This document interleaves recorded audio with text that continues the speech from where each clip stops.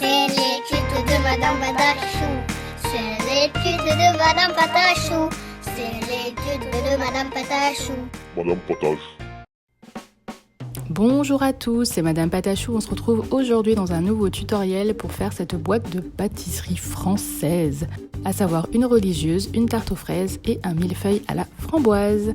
Si ce tutoriel vous intéresse, restez avec moi. Pour commencer, on va faire un patron sur une feuille blanche, donc les dimensions sont celles-ci. Donc si vous avez du papier cartonné blanc, utilisez-le. Moi je n'en avais pas, mais ce sera plus solide.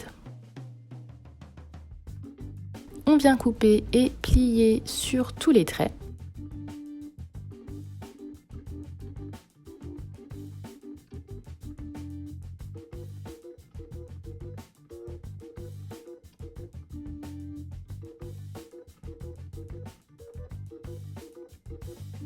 Et on vient couper les rabats.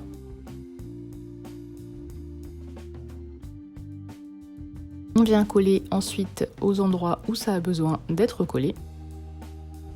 Moi j'utilise de la colle forte pour un peu tout, mais si vous avez juste de la colle à papier, ça fera largement l'affaire.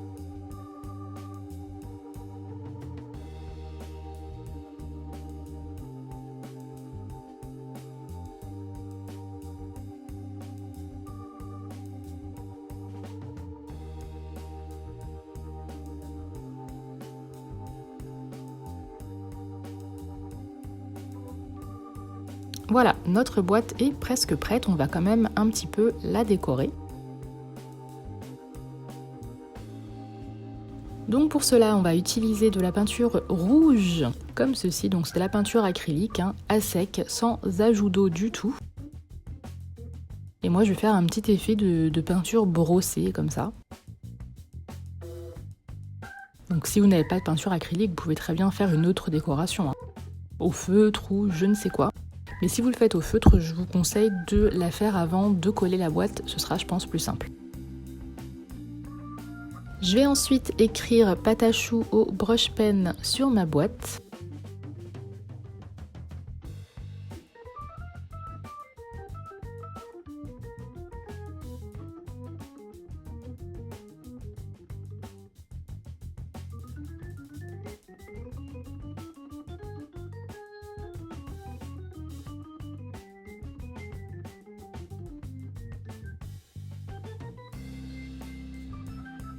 Et pour que ça fasse un petit peu moins vide, je vais peindre le devant et le derrière de la boîte en rouge.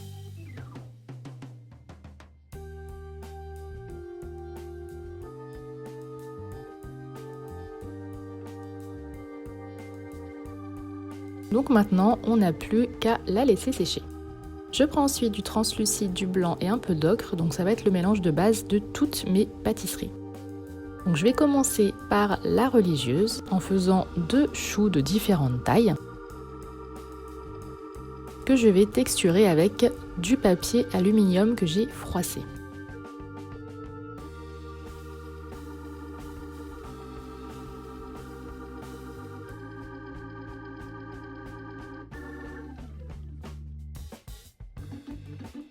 Je colore ensuite au pastel sec ocre et marron.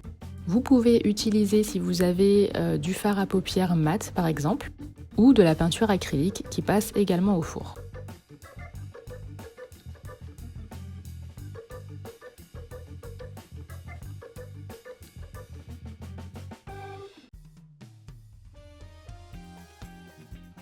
Je mets un petit point de fimo liquide pour coller les 2 choux ensemble. Et je vais ensuite les pré-cuire au pistolet chauffant.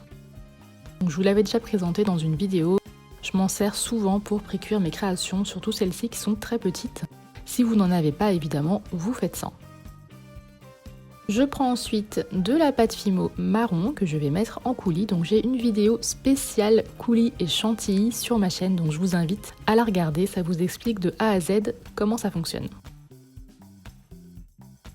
Et je viens disposer mon coulis sur la religieuse. Donc vous êtes libre aussi de faire une religieuse au café ou à la framboise, je ne sais pas, vous pouvez être très inventif.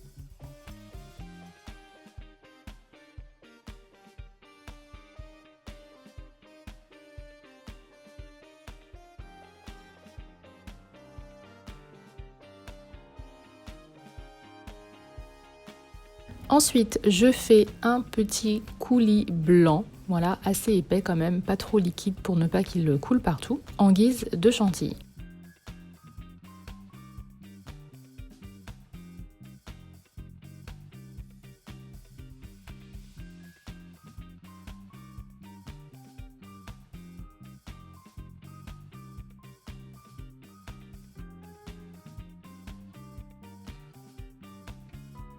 Et voilà pour la religieuse. On passe maintenant au millefeuille. Donc je prends mon mélange de base et je vais couper des rectangles pour faire l'effet de pâte feuilletée. Donc je vais en couper 3. Donc il ne faut pas les faire trop épais, sinon votre millefeuille sera trop grossier. Il faut bien garder en tête que c'est une petite création. Je prends ensuite du translucide, du blanc et du jaune, donc plus de translucide, pour faire la crème pâtissière qui se trouve à l'intérieur. Et le fait de mettre plus de translucide créera un effet un petit peu moins opaque. Donc je me sers d'un premier rectangle, voilà, en guise de gabarit. Je prends du translucide et du rouge pour faire ma framboise, donc c'est comme une gelée. Donc là je n'ai mis que du translucide en grosse partie pour vraiment faire un effet un petit peu translucide, hein, comme son nom l'indique.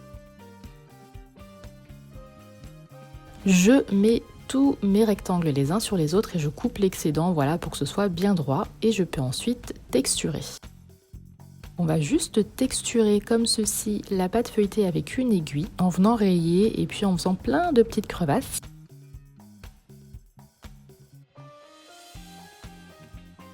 Et on va texturer aussi au papier aluminium la crème pâtissière.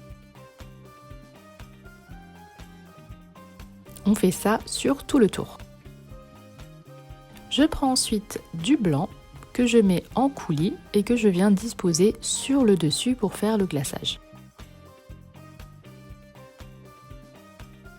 Pour l'effet marbré, on vient mélanger du pastel sec rouge à de la fimo liquide.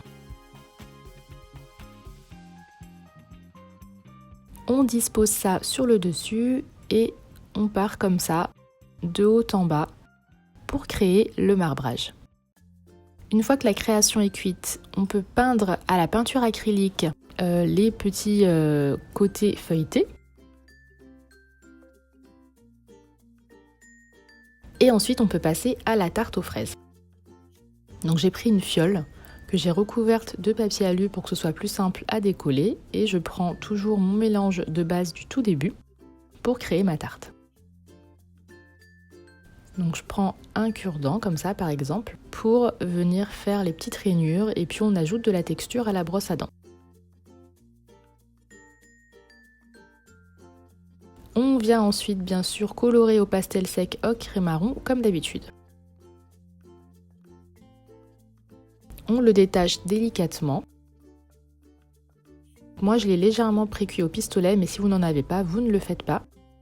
J'ai ajouté un petit peu de peinture à l'intérieur pour pas que ça se voit, mais ça servait à rien. Je mets un petit fond de pâte dur pour avoir ajouté moins de coulis. Et je mets le coulis par-dessus. Parce que j'ai remarqué que mettre du coulis à même comme ceci le récipient où il n'y a rien, il a tendance à gonfler. Je ne sais pas si c'est mon four, mais ça me fait souvent ça. Je fais ensuite les fraises avec juste de la pâte rouge, puisque pas la peine de mettre du translucide, je vais recouvrir ça après.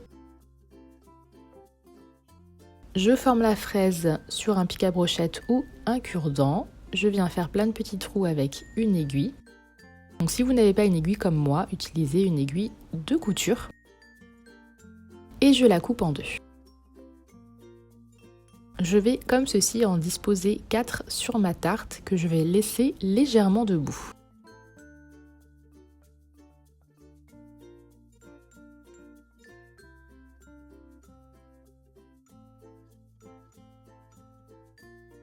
Je mélange ensuite de la fimo liquide à du pastel sec rouge et marron. Et cela va me servir de glaçage pour les fraises. Donc faut pas en mettre trop, sinon ça va dégouliner partout. Moi j'en ai mis légèrement trop puisque ça a caché ma crème pâtissière, mais ça allait encore, j'en ai pas eu vraiment jusqu'en bas. Je vais ensuite faire une petite plaque de chocolat sur laquelle je vais mettre un P pour pâte à choux.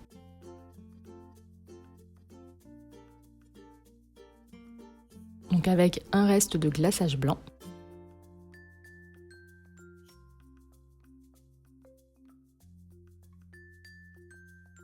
Et je vais le poser sur la tarte.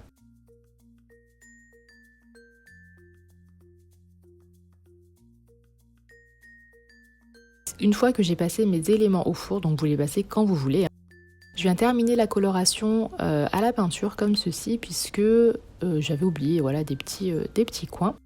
Et c'est toujours mieux en retouche, je trouve l'effet beaucoup plus réaliste. En guise de petite caissette, je vais utiliser du papier aluminium, parce que je n'avais pas de petite caissette ou de petites feuilles dorées. Donc on n'oublie pas de coller nos éléments dessus, et pour créer un effet de vague, je viens appuyer comme ceci sur mon doigt avec l'aiguille.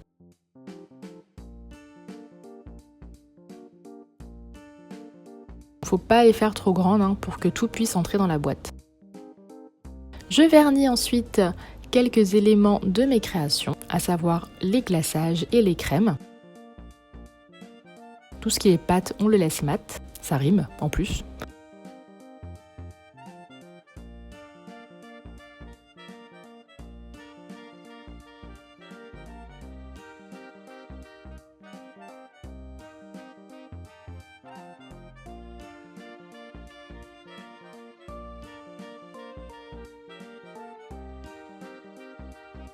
Je les dispose dans ma boîte à pâtisserie et c'est terminé. J'espère vraiment que ce tutoriel Fimo vous a plu. Je vous laisse avec vos photos. N'oubliez pas le hashtag TeamPatachou sur Instagram. Il faut être en public. C'est juste seulement à cet endroit que je récupère les photos. Je vous dis à la prochaine. Bisous.